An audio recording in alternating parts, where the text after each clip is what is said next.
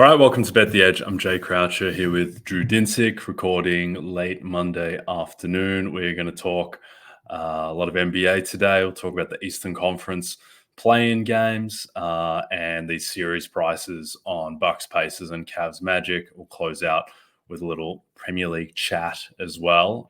As Man City went from plus 135 to minus 250, that type of range. And we'll talk about the repercussions off of that. But Drew, how's it going? What's going on? Oh, nothing. I mean, I'm pretty satisfied with some of the CLV we have on the looks for the Western Conference play-ins we talked about yesterday. So, like seeing that Golden State total in particular down to 223.5 is that's music to my ears. So, yeah, this is setting up to be a pretty awesome week of basketball. I really have grown to like the play-in a lot. This is very cool, and giving the teams that earned a clean path into the playoffs, a full week of rest and recovery is huge, and then these games with such high stakes are just awesome. So yeah, Thursday, Friday, Saturday, really just this whole run up to the playoffs is going to be quite fun this week. Indeed. All right, well, let's talk about it. The Heat in the play-in game against the Sixers, the 8-7. The Sixers are 4.5-point favorites. The total is a lowly 207.5. Joel Embiid practiced, so it seems like he is good to go. DeAnthony Melton probably going to be out. So it's a matchup we've seen in the playoffs a couple of years ago. Obviously, these teams are in a bit of a different iteration at this point. But what do you think of where the market stands right now? I guess I'll be perfectly candid. I had a really tough time pricing this game, and I did not get to 4.5, which is kind of softly admitting that if I was going to take a side, I guess I would take the Heat. But there's a huge amount of uncertainty with what you're going to get out of this Sixers unit. I don't think it's fair to use kind of their peak of their powers and, in terms of a team rating from like, I don't know, what early January is probably when they peaked. But it's definitely clear that, Joel Embiid is going to be a matchup problem for these guys. And I think ultimately it's going to be a really competitive game. I don't think that this is a game that I'm dying to take a huge position on pregame. Much more inclined to see, kind of how things break in the first and second quarters in particular. I'd like to see what the second unit for the Heat looks like, because that's, in the times that they did not have Kevin Love available to kind of lead the charge with that second unit, they were quite bad in the second half of the season. And so, if the Sixers are going to kind of create separation with their starters and then kind of keep things in their favor, throughout this game, really put the Heat on their heels. At some point, the Heat are just going to have to make a decision on, are we going to go all out to try to close a gap, to try to win this, to get this 2 seed, which would make sense. Like there should be no holds barred here for either of these teams. Both of these teams should very much want the 2, as opposed to either having to win their way into a matchup with the Celtics or find their way out of the playoffs entirely. And so I think this is going to be a pretty fun one to play live. Particularly looking for Heat comeback potential. And I think ultimately this is going to be a narrow win for the Sixers. But total, I was very much hoping they were going to open something in the 210s. It opened to 208. I looked long and hard at it under.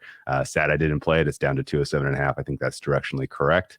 And I think, an ideal game state here for a bet on the second half is going to be something that, we're seeing, each team take, the first volley in terms of plan A offensive approach wise in the first half here, and then somewhat of a close margin at halftime would be exciting, because I think that would set up for a really solid look at a second half under. Yeah, the Heat are a very difficult team to price, because you have to bake in the idea that Jimmy Butler just turns into a new player in the postseason. And really, I think the new playerness is just, he just takes more shots and just plays more aggressive after he kind of coasts through the regular season to a certain extent. I think it's kind of a big deal, Kevin Love's health status, where he left the game against Toronto. It looked like an elbow injury. They called it a left upper arm contusion, I want to say. So if it's just a contusion, he should be right. But that is something to monitor as well, because he's quietly become an important part of their team, even though he only plays 17 minutes a game. I got a little lost in the shuffle, because when the Heat played the Sixers a week or so ago in a really important game for positioning in the East, that the whole focus was like it was Embiid's second game back, and Maxey had this awesome game. Like Spo was closing with Kevin Love over Bam Adebayo, which was kind of remarkable because people, I think, consider Bam.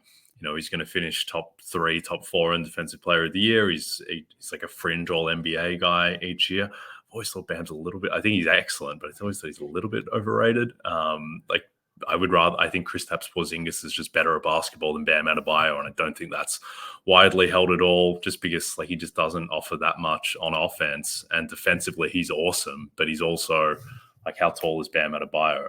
He's like 6'9", and he plays 6'8", 6'9", yeah. Yeah, and so when that's your center, there's just a certain lack of upper echelon rim protection you can get. I know his stats are all great there, but still, it's just a little bit of a structural defect of the team, I think. I know it's not a massive issue, but Kevin Love gives them another element, and they went with that against the Sixers in that game. And so I have a difficult time just kind of pricing conceptually the Heat because I've just watched a lot of this team. And I remember this time 12 months ago, end of March, regular season game, saw the Heat at full strength in the Garden against the Knicks in a game that was really important for getting out of the play-in for Miami. And the Knicks just trucked them. And Julius Randle went down in that game. And still the Heat, they just look so lifeless, and they just don't play with much zip, and they don't have a ton of size. And it's just unless Jimmy is Superman, they just don't have a lot going on. I just remember coming out of that game thinking this team has no chance whatsoever to do anything in the playoffs. And then they made the finals. And I saw the Heat again at the Garden 6 weeks ago. And it was the same thing. This team just has no juice whatsoever. The offense is either Jimmy just kind of surveying and doing his dribbling into the paint and out, maybe a little turnarounds, or it's Tyler Hero, who seems to be the guy at the end of games lately. Terry Rozier's kind of awkward, herky-jerky step-back game where you always think that it's going to bounce off the backboard and not touch the rim, but he seems to get hot sometime. It's just not a team that should be capable of making a run to the finals, but they are so well coached, and Jimmy is so good in the playoffs that you obviously can't write them off. But I would be stunned if this team made another run. Yeah, you and me both. I think that there was probably a conversation we may have even had, if not on the podcast, as kind of behind the scenes, of was Caleb Martin the second best player in the Eastern Conference Finals last year? That guy's nowhere close to that level right now. He's not playing anywhere close. And there were games where watched a lot of Heat down the stretch because I was very hopeful that they would fumble the bag. And you're watching a game like the overtime game against the Hawks, where you're just okay, well, there's no reason that should have been a close call at all. And yet they took it to 2 overtimes. And honestly, they got to the second overtime thanks to heroics by Jovic and Hayward Highsmith. You don't want to live that way. You don't want to live dangerously where you're expecting your role players to shoot 40 plus from 3 in order to kind of salvage any hope you have of sustaining consistent offense. But, the way I look at the lineups, I see pretty clearly, advantage Sixers when the starters are on the floor. And this was very clear in their April 4th matchup where Bam was minus 29. Yikes. Yeah. And I think when the bench is on the floor, assuming Kevin Love is available and he's going to give him 20 minutes in this one, then I think, you could probably close the gap there. And then you just, if you're the Heat in this one, you need to get to the fourth quarter. You need to get to 8 minutes in the fourth quarter, and you need to hope it's a 1-possession game and that Jimmy Butler can just become a hero. And if that is the way that this breaks, and the offense for the Sixers starts to get a little bit clunky, and they're only, they're trying to get Joel Embiid involved, up at the free throw line, then maybe it's potentially a stealable game for the Heat. And if that happens, the people kind of beating the drum, the market being, kind of quickly adjusting, the rating up here for the Heat as they head into that series against the Knicks would be the expectation, and you may get some value to bet the Knicks in that spot. So I think best case scenario for just entertainment and betting would be to send the Heat to New York and to see the Sixers and the Celtics in a round 1 series. But for the fact that it would be a very, very concerning spot to be in playing Embiid. If you're, a Celtics backer the way that we are, then I think, I'm fine if the Sixers find a way to win this one. But I think the real kind of expectation here is that this is going to be very, very, very closely contested game right to the end of the wire, and that the second half could get really, really slow in terms of pace. These teams obviously know each other well. Nick Nurse and Eric Spoelstra, two of the better tactical coaches in the entire association. So this could be a masterclass of a fourth quarter if it's a close game.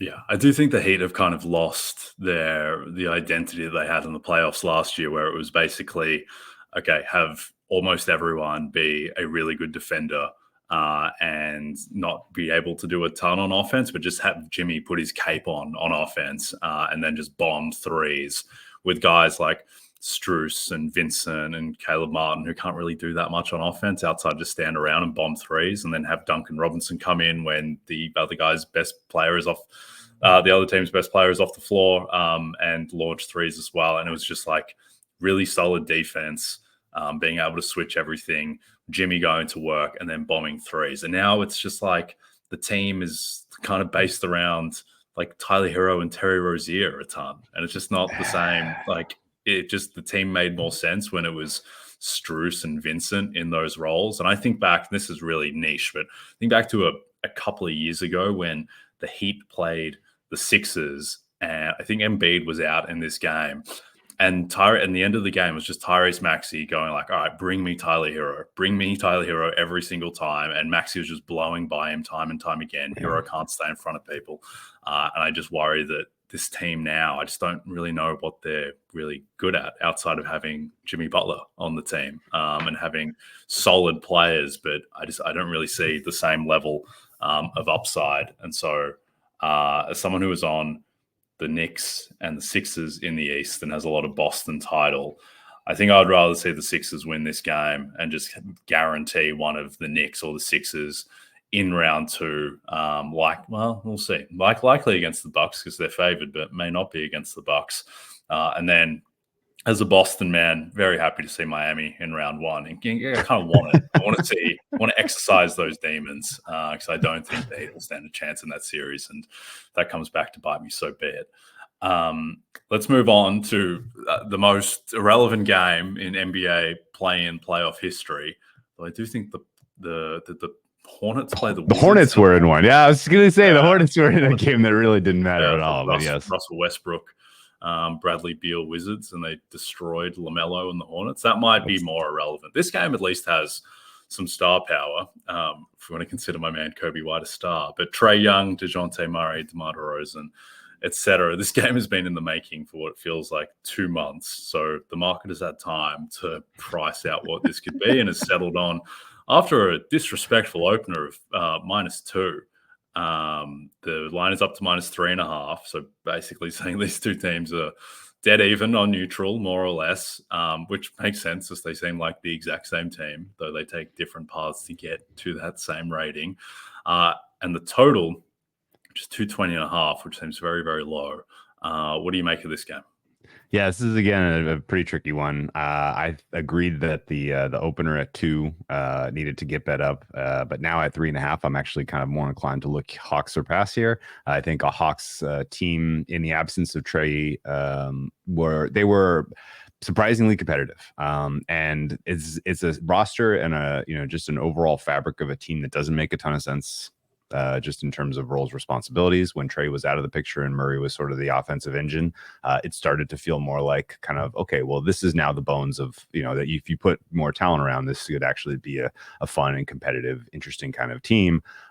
Quinn Snyder, obviously, plenty of experience in the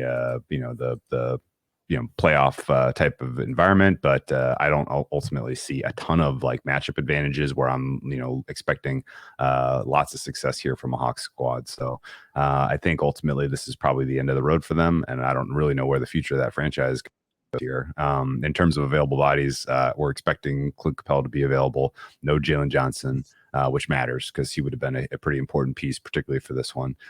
It seems like Andre Drummond is doubtful, Jay, so he's not going to be able to be blocking his own players' attempted dunks in this one, which is good news for everybody else who's trying to get to the rim for Chicago. But ultimately, like, this is a very, very clear case of why you don't want to be in purgatory if you're a franchise in any sport. And both of these teams are very squarely in purgatory for now in the foreseeable future. I don't see a ton of like clear and obvious upside with either of these rosters or either of these programs, and all of the smoke and kind of speculation about Trae Young's future in Atlanta is definitely not sort of where you want to be with your franchise player on the eve of an important potential run. So I don't know. It's definitely there for the Hawks if they can find an extra gear offensively, because the Bulls certainly have moments where their offense looks just utterly horrific. And it's not even as much about Atlanta's willingness or interest or ability to play defense in this one as much as it is in the moments in the game where the Knicks, where the Bulls, start to flail. You need to put some sincere scoreboard pressure on them, and if they do that, then I could see the Hawks come through. And ultimately, if this market sticks in this sort of 3.5 ballpark, I'm probably going to be on the Hawks. Okay, yeah, the Bulls are a bizarre team, and I've watched an ungodly amount of Chicago Bulls basketball the past 6 weeks while I've been writing this Kobe White Most Improved Player ticket, which, based on the early ballots, is a little bit more live than I thought it might have been a week ago after Maxey was dropping 50 burgers. But this Bulls team is... I don't really understand how they closed the season 34-28 after that 5-14 start. Just having watched a lot of this team, like, how are they above 500 over such a massive sample of the season? They don't really seem to do anything well that I can reconcile. Like, they're 19th in offense, they're 22nd in defense, and I guess a lot of that is poisoned by that first 19-game stretch. But I mean, with Drummond out, don't know who's going to play backup center. Is it Adama Sanogo, who randomly had 22 and 20 against the Wizards a couple of nights ago when the Bulls set everyone? Is it going to be like Torrey Craig playing small ball center? Javonte Green, by the way, deep cut Bulls take, given I've been watching so much of them. Javonte Green's like the 4th best player on the team. I'm not kidding. Like, he literally might be 4th. He might be better than Vucevic at this point. I think Caruso is the best player on the team. I think DeRozan is 2nd. Yes. I think Kobe White is 3rd. And Javonte Green may well be 4th. Vucevic has got nothing. He's got absolutely nothing left in the tank. I don't know what he does outside of still got a little bit of soft touch at the rim on his little hook shots, but he can't shoot anymore. He can't play defense. He's just kind of out there, just kind of existing and breathing and not really impacting games. But for whatever reason, they do just seem to hang around in games. DeRozan is still... he's still a very solid offensive player.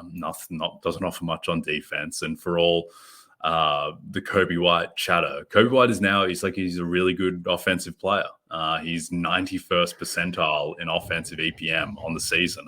Like, that leap has been real. Now, he's not a very good defender at all, and neither is DeRozan or Vucevic or Levine. Like, all of their big kind of guys going forward are bad defenders. But yeah, I just don't really know what this team is or what they do. They've become this caricature of mediocrity. And the Hawks, for all their sins, still have Trae Young. They still have what should, in theory, be a good offense, which will surface. So everyone who I've spoken to says his total is much, much too low, still too low at market price. So that would be my bet on this game. Yeah, I specifically think that what you're pointing out is very, very relevant, which is that the Bulls have massive structural defensive problems with this particular matchup. And so the Hawks being able to kind of dictate pace, being able to dictate offense, being able to get into the 120-point range, very, very, very live. And if they're at 120, then this thing is going to fly over 220. So I agree. I don't think that that this makes a ton of sense. And honestly, like, this is a weird one. I don't know how closely you were following this. Was this Friday night, I guess? Did you watch much Timberwolves? It was like a big time consequential game. Like, it mattered. Yeah. And the Hawks showed up and they played very well, I thought. And if that team shows up against the Bulls team, they might actually just win a pretty, clean one.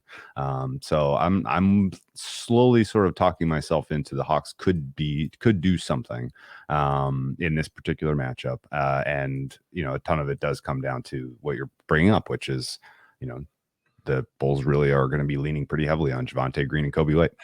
And that's not good. Hey, don't put Kobe White in that. Kobe White's fine. Yeah, okay. Kobe White's great. Okay. Kobe White's fine. But yeah, I mean, like they're gonna need that offense to match in order to compete in this one. And I think the Hawks, while kind of while wildly underwhelming this year, I think did they even sniff their win total by 10 games? I don't think it was even a particularly close call, but this was a team that was expected to win 42.5 and they won 36. So I guess, yeah, they were still not sniffing it, but this was a team that underwhelmed and their best stretches of basketball didn't include Trae Young on the floor. So this is a troubling sign for a franchise. That said, in an elimination game, if you can dictate offense and if you can play as well as they played at narrow defeat to the Timberwolves, then that loss was more impressive than anything I've seen the Bulls do in a month.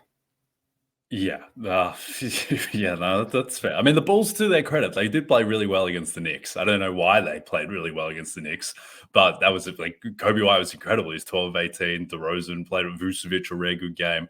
They did play hard in that game, and they showed that like they can be competent, but it's just the competence is just completely pointless. But they do seem to get there. I will say, and this is a poor reflection on me as a man, but I watched all of that Hawks Bulls game a couple of weeks ago. And look, what the one saving grace watching all these Bulls games is Stacey King on the NBC Chicago broadcast is magnificent. It's just the calls, especially on the dunks or on the deep Kobe threes, it really does lift the mood. But watch all that Hawks Bulls game and the Bulls. And I don't have the stats here in front of me, but it just certainly feels like they just give up an ungodly amount of wide open corner threes. Mm-hmm. And Vit Krejci just rained fire in that game. Bogdan did whatever he wanted. Like they don't have a good defense, but just weird kind of subplot of the Hawks season that is just the Rose. Vit Krejci started like 14 games for them down the stretch, and they just didn't convert his two-way contract, and now he's just not on the team for the playoffs. It's so bizarre. And he was awesome in that Bulls game for whatever that is worth. That is their playing opponent. I don't know why he's not on the team. I missed that.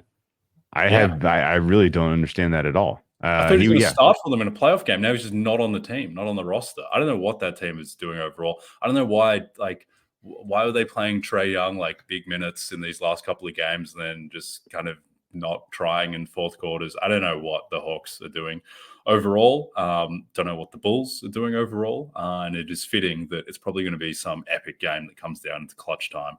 And then the loser. Well, actually, you know what? If the winner of this game, if they play Miami, I think they will be very live in that game against Miami because I just don't think the Heat are that good. But no lean on the line. I think there's no reason for that to be wrong. But the total, by all accounts, is a little bit too low.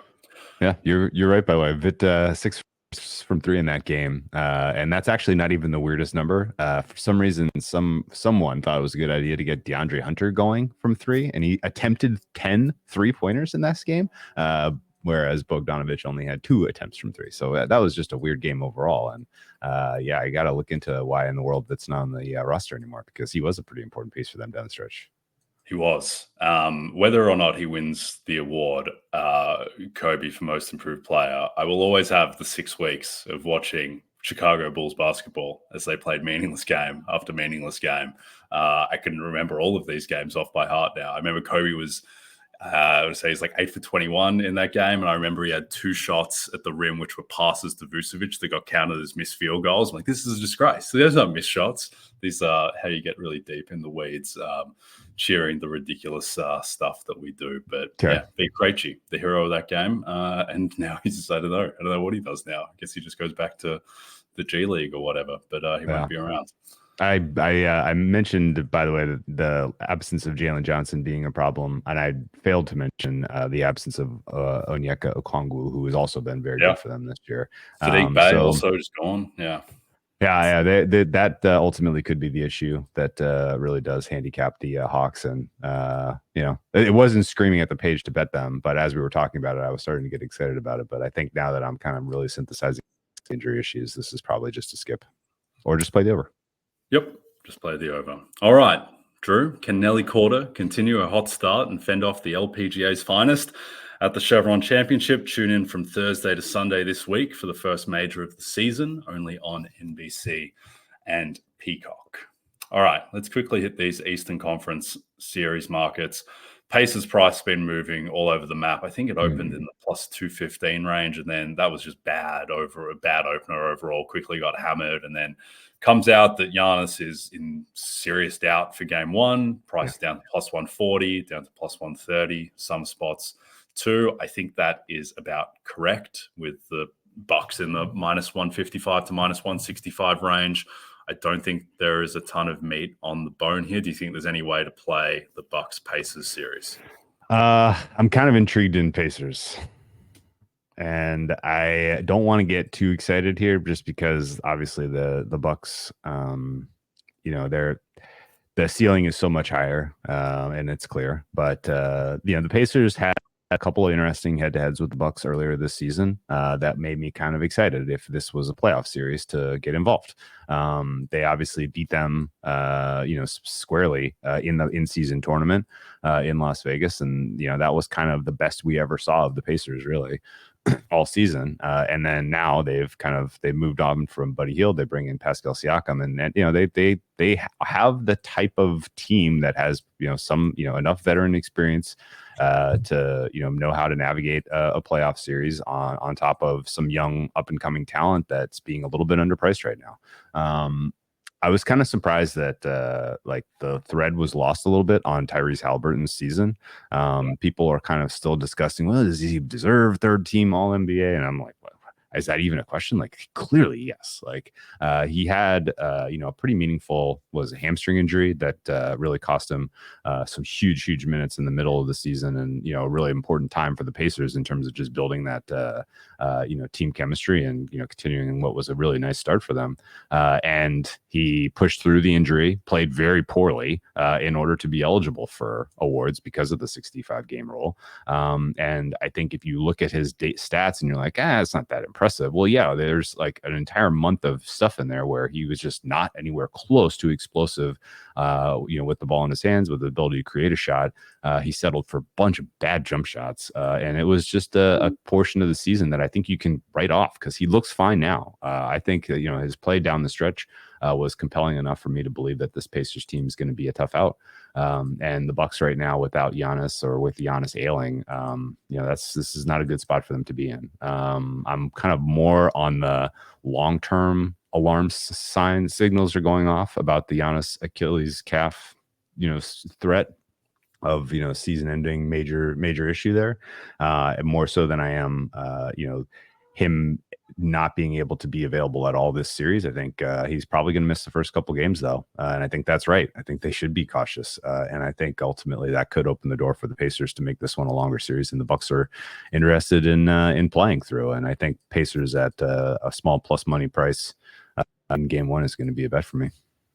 Okay, yeah, I like it. I think as well, you potentially play the angle of Pacers. There are a lot of Pacers game one series double parlays where there's often a ton of juice in those markets. But here, I think a unique thing, just because if the Pacers, if they were to win game one, there is some implication at least that Giannis has missed game one, given obviously they're more likely to win the game if Giannis doesn't play. And if Giannis misses game one, that implies something about the nature of his injury, that it may linger, and that the Pacers would be more likely to win the series than even your typical team that wins game one, at least relative to price. I think as well, this is the type of series where you look at like tail outcomes, like the Pacers to sweep the series is 12-1.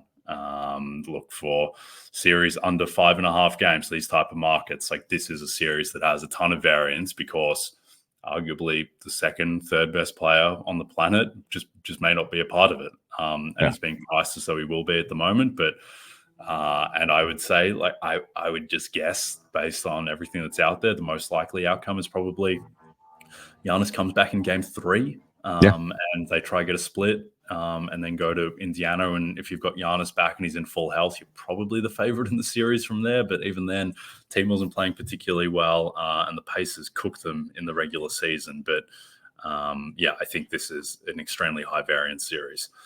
A less high variance series, arguably, Cavs-Magic. Cavs minus 190, Magic plus 155. The open was a little bit more shaded to the Magic, just only slightly. I believe it was Cavs minus 175. It's been bet to minus 190. Do you have any interest in going back to the well with the Orlando Magic now that you've got out the other side of the Southeast Division? No, I feel like escaped a narrow death there. No, I mean, like the Magic are really, really they're a really interesting team because of what they can be at their best defensively. But the end of game offense and the clutch time offense and the the ISO Paolo stuff where he, has opportunities to drive and just stops, and turns his back to the basket and just looking around panicked, hoping anyone can take the ball and create something, and or late in the shot clock, he's just getting off a contested shot. Like that stuff was so predictable and prevalent in the whole last half of the season for the Magic. And it's just like they never really got it addressed. They never really had a good plan B. Franz Wagner feels like he took a decent step backwards this season, which is crazy considering his age and how good he looked at times last year. And so, yeah, the offensive engine and the fluidity, particularly at the end of games, is just not going to be there. So if the Magic are going to have any chance to get this series won and move on to the next round, shock the world here, it's going to have to be almost entirely based on defense. And what's funny is they're up against a team that is kind of similarly one note offensively late in games, but they have Donovan Mitchell. So it kind of doesn't matter because he's, much more of a potential X factor in ISO situations than anything Paolo can do. And so it's going to be pretty fascinating and potentially really ugly basketball in the fourth quarters of these games. And I would expect that Cleveland comes through pretty cleanly in this one, just based on their ability to be more successful at the end of game scenarios and close contests. And, in the end, they may have made pretty quick work of the Magic, and we shouldn't be surprised by that. But I do think that they have some of their own issues to really kind of sort through and figure out. And, like the fact that they almost certainly have to have Jared Allen and Evan Mobley on the floor together for key minutes of this game. And when they are, their offense just feels very, very cumbersome, I think is potentially an issue. So that's sort of the key to watch from and try to figure out, is there anything, Mobley in particular can add offensively as far as a wrinkle or surprise? Because, if they're fighting into the teeth of a very good defense, and maybe the high leverage stuff just happens to bounce in the direction of the Magic early in this series, then all of a sudden you could get a similar situation to last year where Cleveland just tucked their tail between their legs and, didn't really compete. And I never really got a good real idea or understanding of why that was the case. And I don't necessarily have a strong report card for Budenholzer as far as Bickerstaff as far as a playoff coach. And so, there's enough X factor potential negative tail stuff with the Cavs that I'm not going to get crazy involved in this series, I don't think. But I would be surprised if we have any fourth quarters in any of these games that score over 50 points.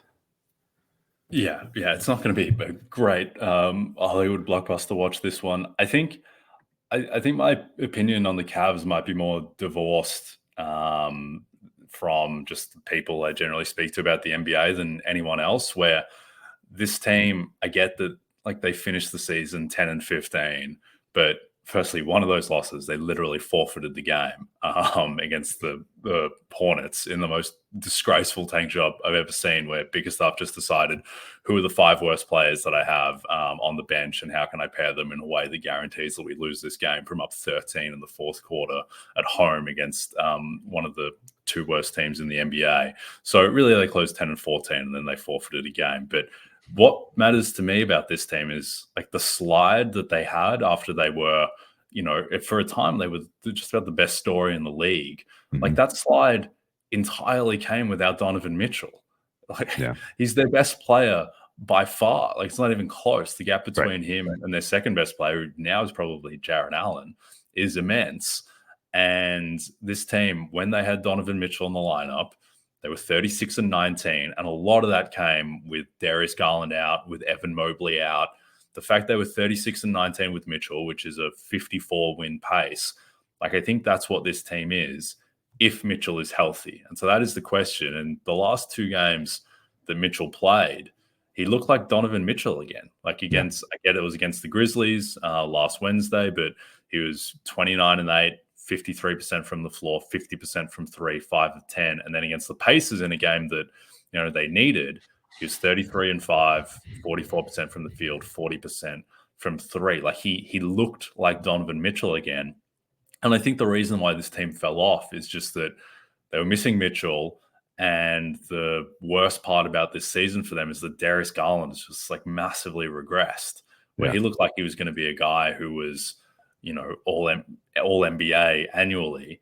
And this year he just wasn't good. Like he's basically, it's like Kobe White, basically, which is fine. Like he's still a legitimate starting point guard, but he's not a third team all NBA guy by any stretch. And I think that just Mitchell out, they were dealing with other injuries as well, and Garland just couldn't step up. I don't know if that is because like he had the jaw thing, like he couldn't eat food for a month. I'm not sure if that just like messed up his body and he just came back out of rhythm and he's fell apart. But like I want to see what this team looks like with healthy Donovan Mitchell. And that's why I just think it's so gutless that they threw that game against Charlotte, because if they'd ended up in the 3 seed and they were playing Indiana and then your round 2 most likely opponent is the Knicks, like I think this team, if Mitchell is healthy, they may well be the second best team in the East if Giannis is hurt, and they had a real chance to get to the conference finals. And instead, they're probably going to win this series. And I think that they should be more heavily favored than -190.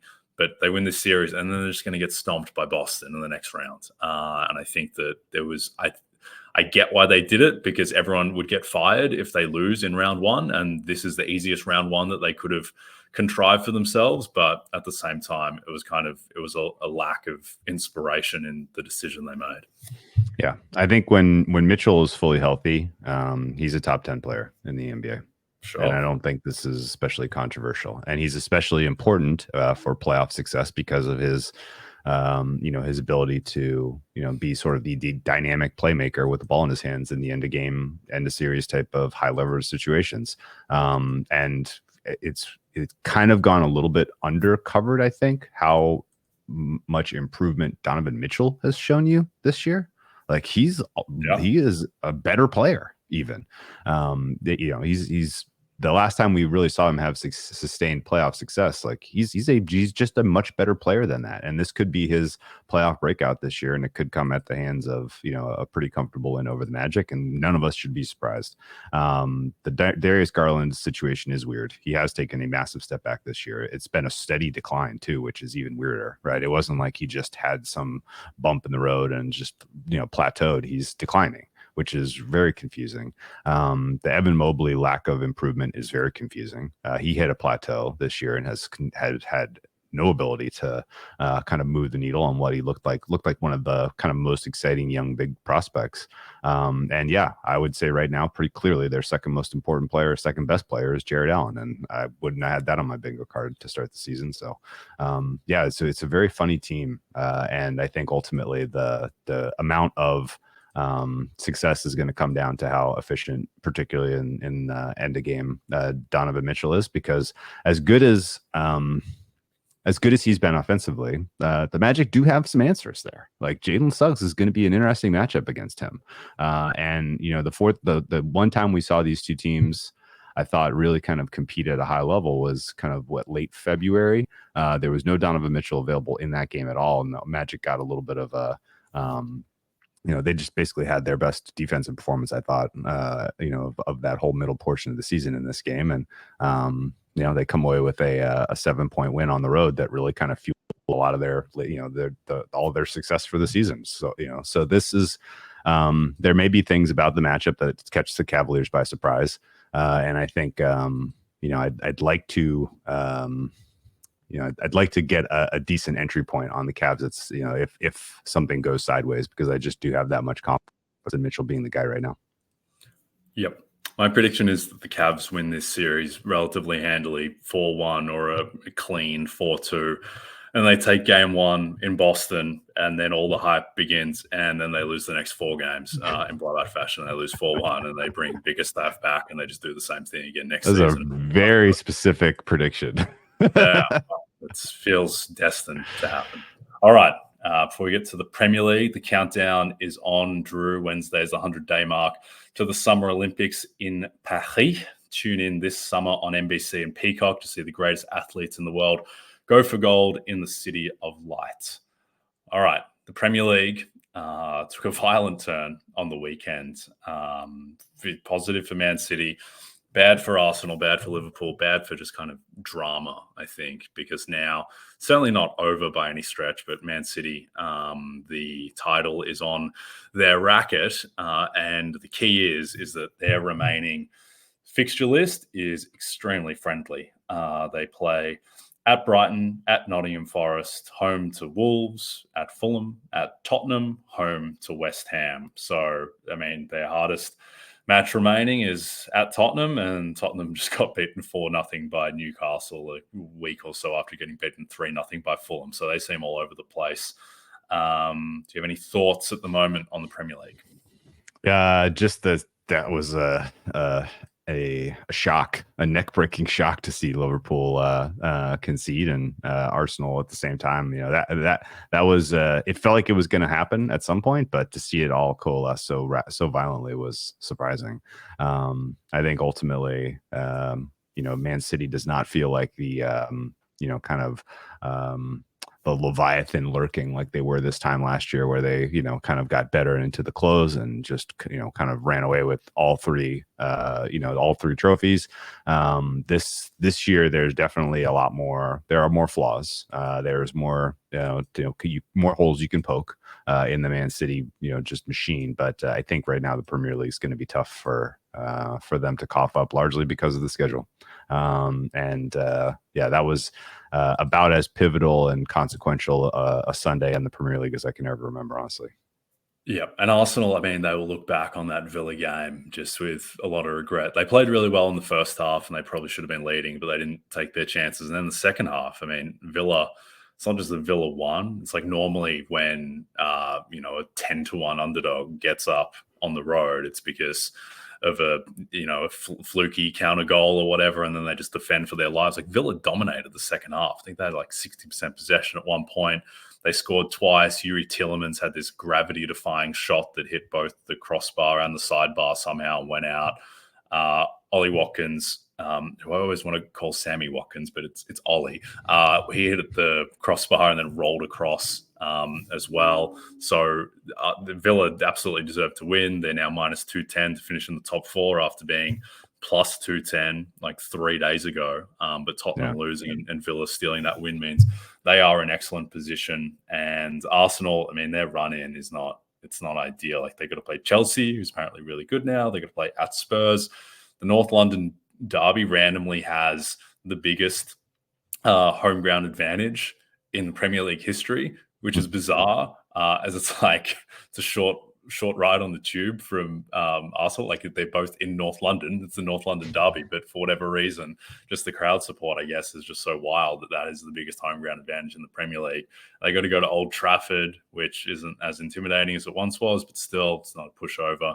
Liverpool's run-in is a little bit easier, but they still got to play Tottenham. They got to go to Villa.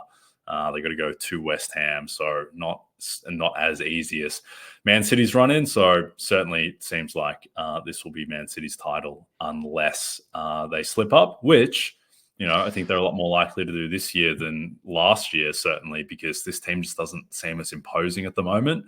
But they keep grinding out these wins, and they don't. And now they just need to not slip up, and the title will be theirs.